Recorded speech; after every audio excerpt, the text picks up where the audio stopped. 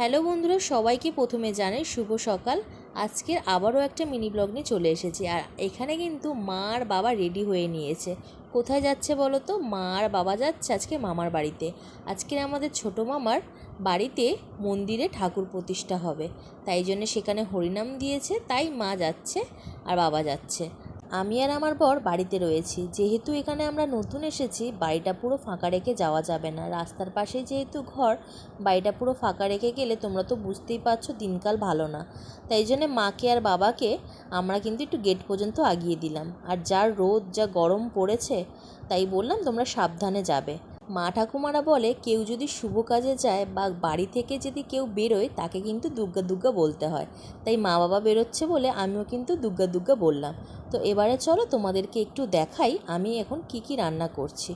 দুজন মানুষ আছি তাই সিমসাম রান্না করেছি, বেশি কিছু করিনি। শুধু করেছি একটু কলমি শাক ভাজা। কলমি শাকের মধ্যে কিন্তু এখানে একটু পাট শাকও দেওয়া আছে। কলমি শাক আর পাট শাক পেঁয়াজ দিয়ে একটু রসুন দিয়ে কিন্তু ভাজা করেছি। বাজারে বড় বড় তেলাপিয়া মাছগুলো খেতে আর ভালো লাগে না, তাই বাবাকে বলেছিলাম বাজার দিয়ে ছোট ছোট তেলাপিয়া মাছ পেলে আনবে আমার জন্যে। তাই বাবা তাই এনে দিয়েছে। আর সেটাই কিন্তু আমি আলু আর একটু ঝিঙে দিয়ে কিন্তু পাতলা করে একটা ঝোল করে নেবো এই গরমে। তো আমার মিনি ব্লগটা এইটুকুনি। আমি ততক্ষণ রান্না করতে থাকি। তোমাদের ভালো লাগলে সাবস্ক্রাইব।